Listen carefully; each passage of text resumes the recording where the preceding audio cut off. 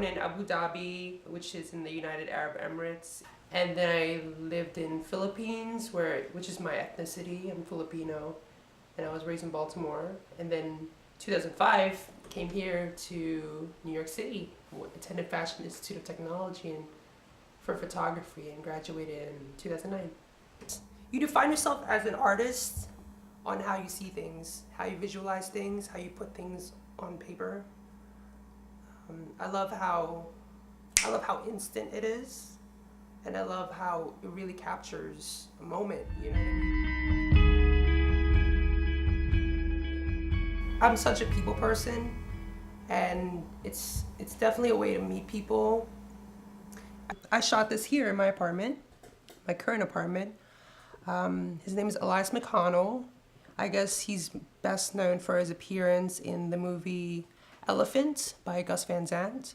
Her name is Nyema Mora, and she's most famous for winning Cycle 4 of America's Next Top Model. And it was kind of very surreal for me because I remember watching that when I was, in high school in Baltimore, and I was like, wow, I totally loved her out of all the other contestants, and you never know what you could be doing, and now she's in my portfolio and I photographed her.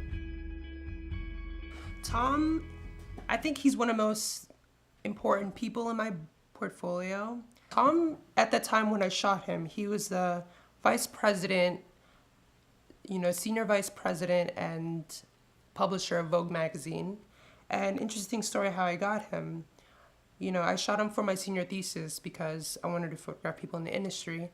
And I was actually having a hard time trying to make contacts with people because I'm sure they were like, really busy, or, they probably didn't want to do a student project. But, ever since I photographed Tom, just to have like a really legitimized name in your book, it was more easy for people to say yes. And I got him because one of my best friends, her name's Monica Sala, she actually babysat for his kids.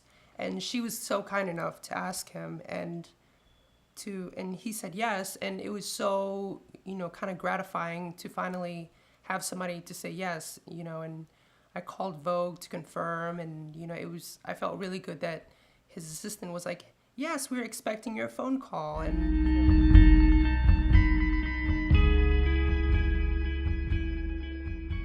it comes from growing up watching so many fabulous things on television and wanting that lifestyle. It's like, you want to get that lifestyle, you gotta work at it. You gotta work your ass off, you know what I mean? I don't know, there's a part of me that was like, I need to I need to be living in that nice loft, downtown apartment.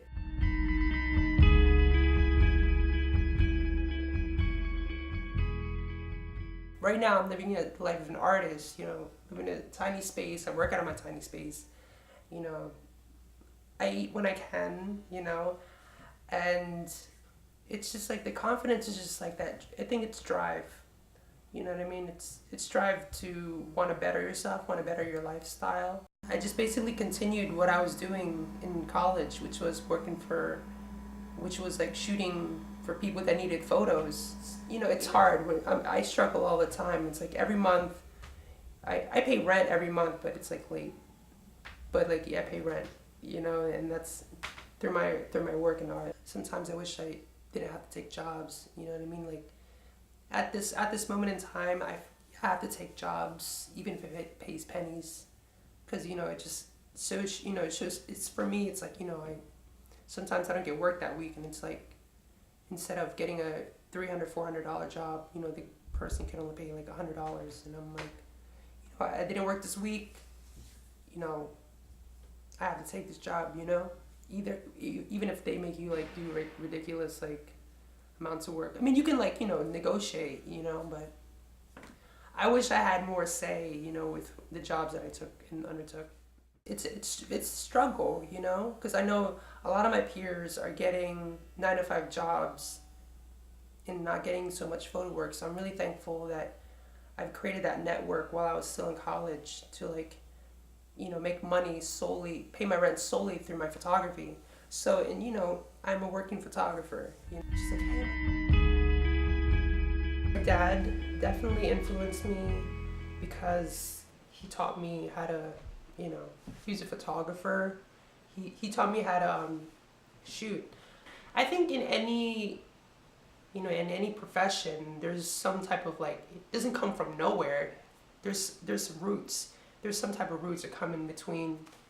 There's roots that come and influence you in, you know, your current profession. Anyone can be beautiful. It's just, you know, anyone can be beautiful. It's all the lighting and, you know, certain angles. You know, it's just everyone has potential to look great in front of a camera. You know, some people feel like, you know, a camera is so threatening in front of them. It's just, you know, it shouldn't be. It should be your friend. Like, you know, what I try to like when like right now, I feel like, you know, the camera's my friend, and it's just like another person, and you're talking to it, and you're trying to like, you should look at a camera as the way you would look at a person.